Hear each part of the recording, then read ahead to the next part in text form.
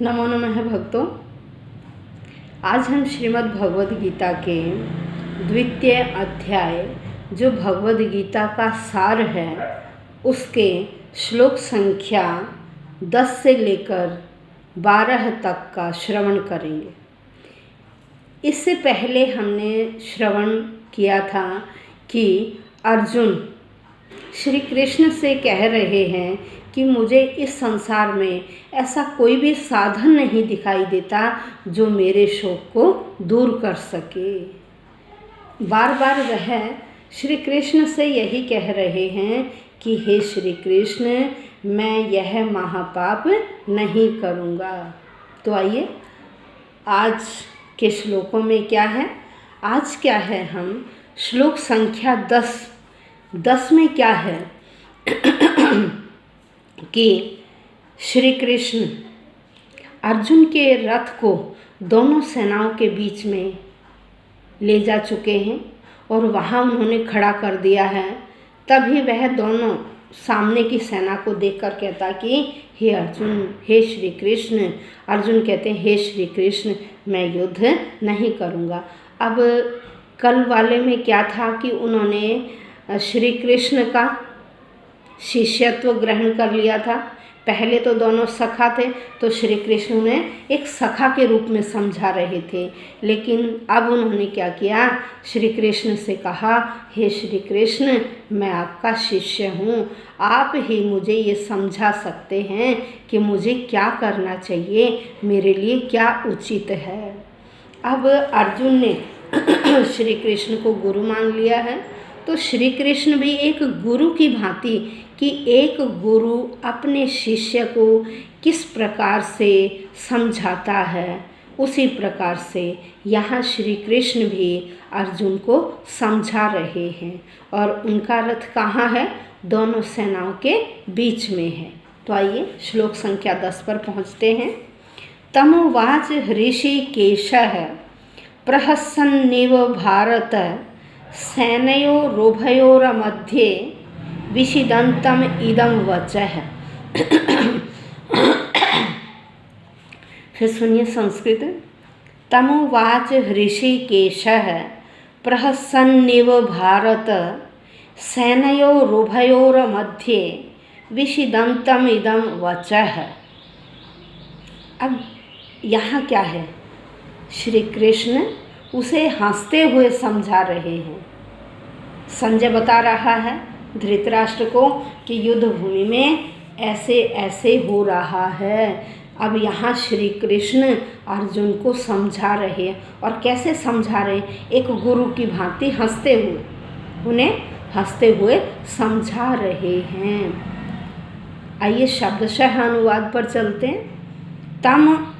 तम उससे या उसको, तम उसको, उवाच कहा, किसको कहा भाई, अर्जुन को। अब यहाँ श्री कृष्ण किसको कह रहे हैं, अर्जुन को। तम उवाच, उसको कहा, ऋषिकेशः। ऋषिकेशः है, इंद्रियों के स्वामी कौन है, श्री कृष्ण।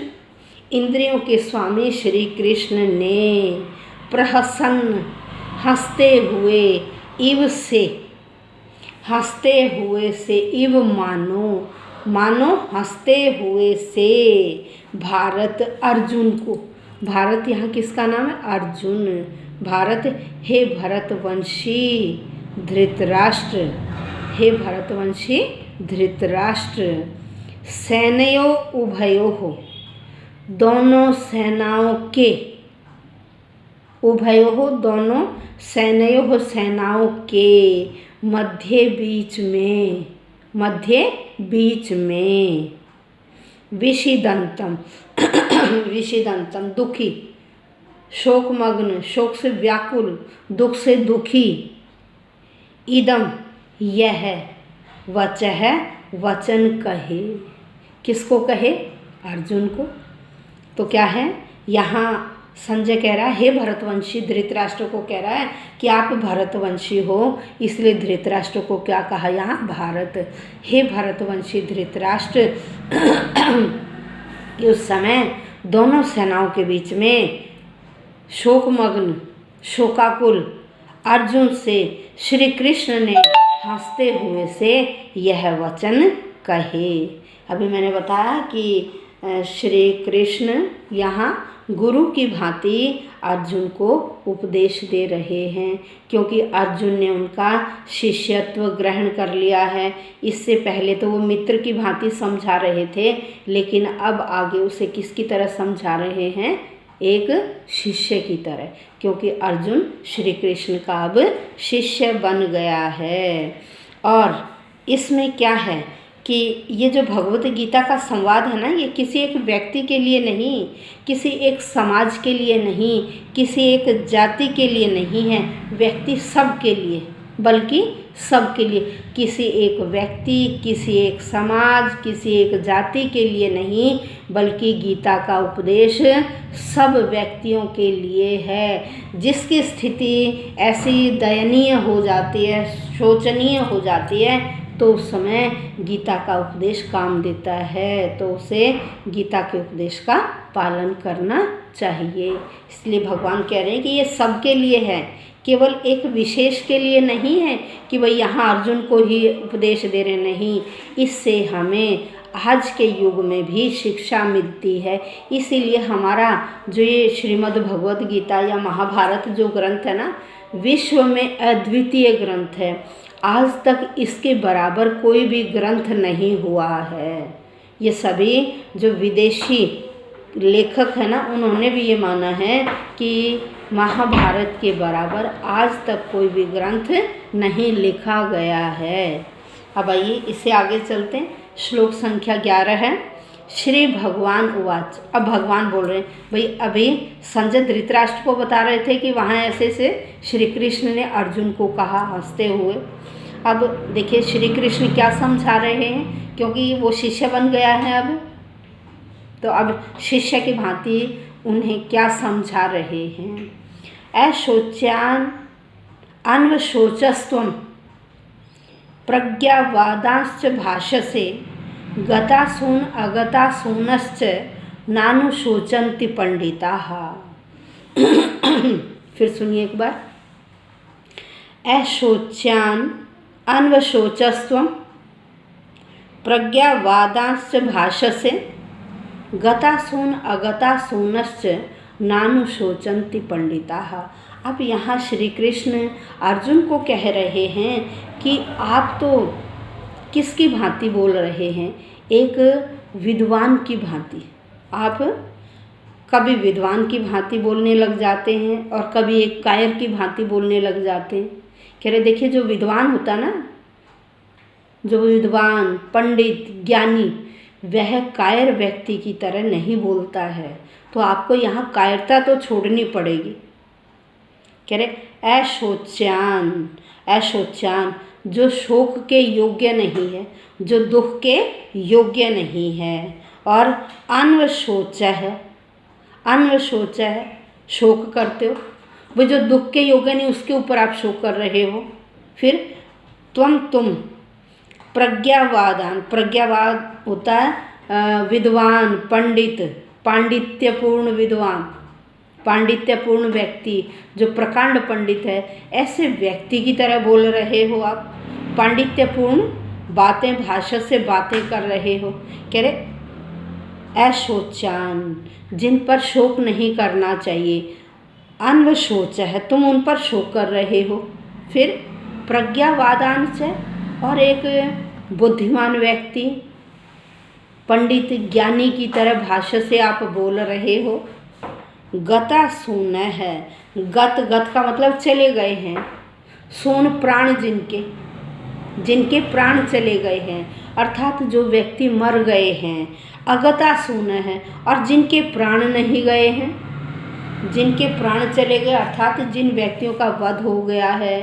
अगता सून है, और जिनके प्राण नहीं गए हैं।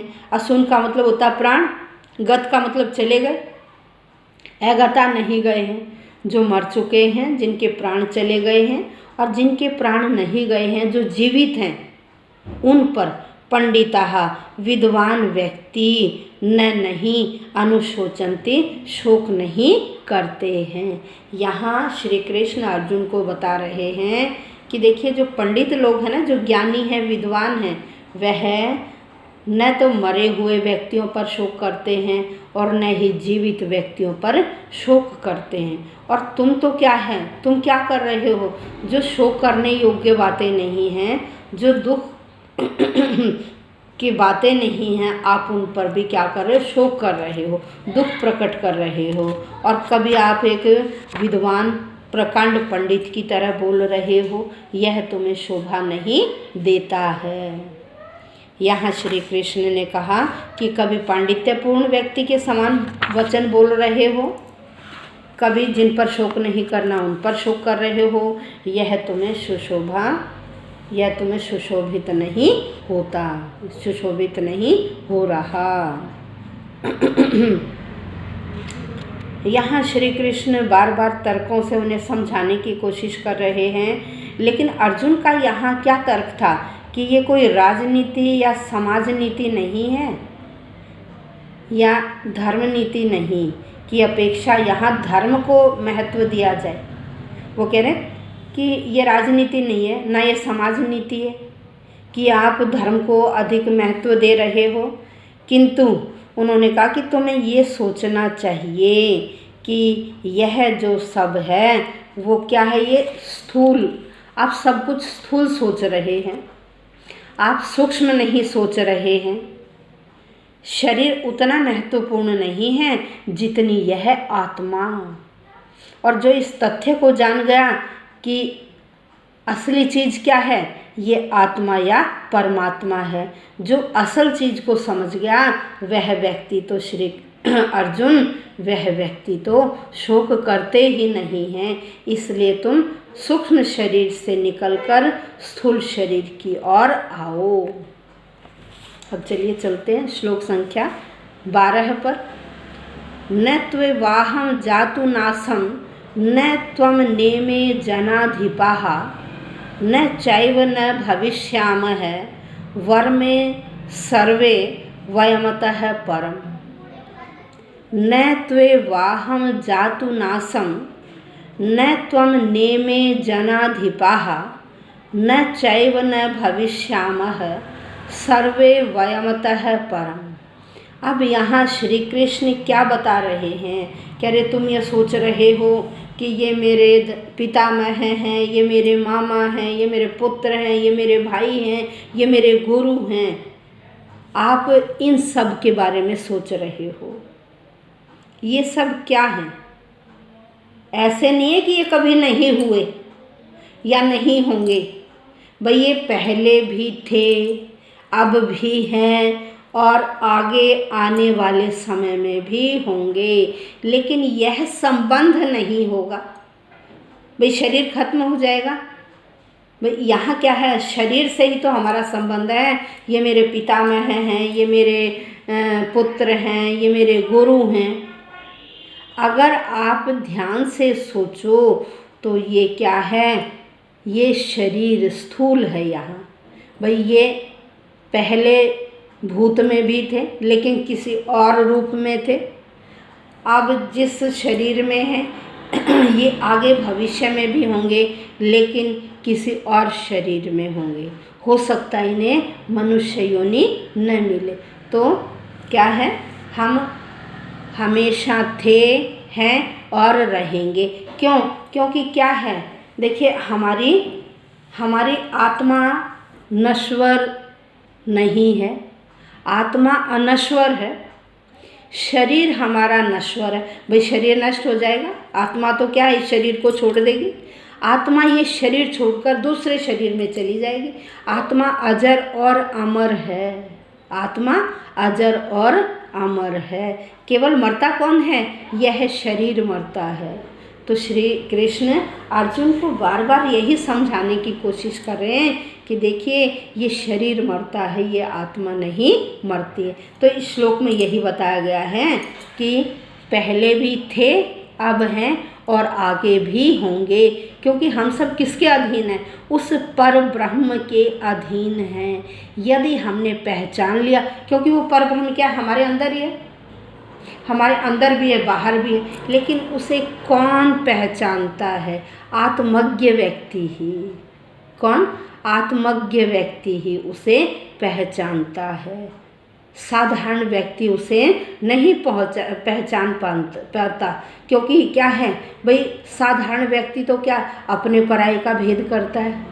जो सर्वज्ञ व्यक्ति, जिसने आत्मा को पहचान लिया है, वह सबको अपने बराबर ही समझता, अपने जैसा ही समझता, अपने पराये का वह भेद नहीं करता है। तो आइए, न त्वे वाहम न तू तो, न तो एव निश्चय ही अहम मैं।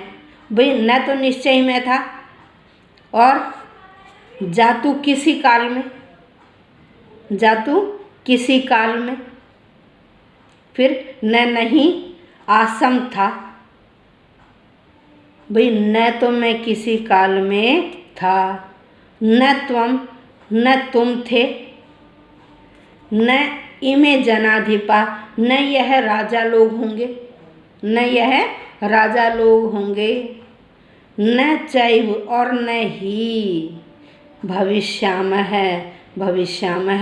होंगे, न च और न ही निश्चय ही भविष्यामः होंगे। वयम सर्वे, हम सभी, अतः परम, उस पर ब्रह्म के अधीन हैं। हम सब उस पर ब्रह्म के अधीन हैं। देखिए यहाँ क्या कह रहे श्री कृष्ण, कि कभी ऐसा भी नहीं हुआ होगा कि मैं न रहा हूँ, या तुम न रहे हो, या ये राजा न रहे हों, और न ही ऐसा है कि हम भविष्य में नहीं होंगे। तो यहाँ ये समझा रहे हैं कि हम भूत में भी थे, किसी न किसी रूप में थे, आज भी हैं, और आने वाले समय में भी किसी न किसी शरीर के रूप में होंगे। इसलिए हे अर्जुन, आपको इस शोक को नहीं करना चाहिए। आप इस शोक से ग्रस्त हो, इस शोक को छोड़ दो, क्योंकि ऐसा नहीं है कि ना ये थे, ना हैं अभी सभी, और ना ही होंगे। भाई हमेशा रहे हैं, क्योंकि आत्मा अजर और अमर है। इसलिए आप जो सोच रहे हो वह छोड़ दीजिए। क्योंकि देखिए हम कैसे जन्म लेते हैं? अपने कर्मों के अनुसार। हमारी आत्मा यहीं रहती है। हम इस शरीर में कैसे आते हैं? अपने कर्म फलों के अनुसार। हमने पिछले जन्म में जैसे कर्म किए थे, उन कर्मों के अनुसार हमें फल की प्राप्ति हुई और हमें मानव योनि मिली। किसी ने किसी और प्रकार के कर्म किए तो उन्हें किसकी योनि मिली? किसी को पक्षी की योनि मिल गई, किसी ने और किसी तरह के कर्म किए होंगे, उन्हें सरीसृप वगैरह की योनि मिल गई। तो हमें ये योनि कैसे मिलती है? अपने कर्म फलों के अनुसार। इसलिए हे अर्जुन, आपका जो कर्म है, आप उस कर्म की ओर बढ़िए। यहाँ अर्जुन यही कहना चाहते हैं कि यहाँ श्री कृष्ण अर्जुन को यही कहना चाहते हैं कि हे अर्जुन, अपने कर्म की ओर बढ़िए। क्योंकि देखिए ये सब चीज़ें कौन समझ सकता है? एक भक्त जिसकी ईश्वर में आस्था है, जिसकी ईश्वर में आस्था है, वह व्यक्ति ही इन सब चीज़ों को अच्छी तरह से समझ सकता है। क्योंकि ये हम सारा ब्रह्मांड क्या है? अनुभवगम्य है। जो सारा ब्रह्मांड हमें दिखाई देता है वो क्या है? अनुभवगम्य है। और जो व्यक्ति आत्मा और परमात्मा को पहचान जाता है, वही सच्चा भक्त कहलाता है। यहाँ क्या है? अर्जुन थोड़ा सा मोहग्रस्त हो गए हैं, आत्मा के विषय में नहीं सोच रहे हैं, वह केवल शरीर के विषय में ही सोच रहे हैं। इसलिए श्री कृष्ण को उन्हें उपदेश देना पड़ा। ये सारी जो शाश्वत चीज़ें हैं, ये हमारे वेदों में वर्णित हैं। आत्मा और परमात्मा ये क्या है? द्वैत शाश्वत है। यह द्वैत शाश्वत है। ये दोनों चीज़ें क्या हैं? आत्मा और परमात्मा ये क्या शाश्वत हैं। ये हमारे वेदों में भी बताई गई हैं, हमारे वेदों में भी बताई गई, क्योंकि हमारे वेद कितने? 4 हैं जो ब्रह्मा के द्वारा लिखे गए थे। ऋग्वेद सबसे पुराना वेद है, उसके बाद यजुर्वेद आता है। यजुर्वेद, ऋग्वेद में क्या है? मंत्र हैं, ऋचाएँ हैं।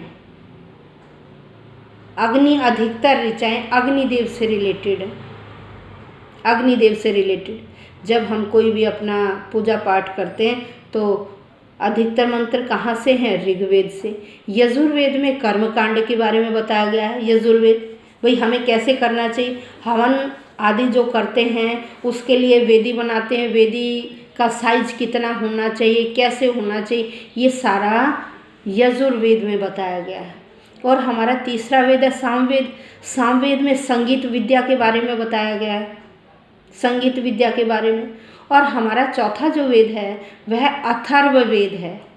अथर्ववेद में जादू टोने के मंत्र हैं, वशीकरण के मंत्र हैं, और भेषज विद्या जो हमारी ये चिकित्सा विज्ञान है ना, ये सारा हमारा अथर्ववेद में है। चरक और सुश्रुत संहिता, सारा मेडिकल साइंस हमारा अथर्ववेद में है।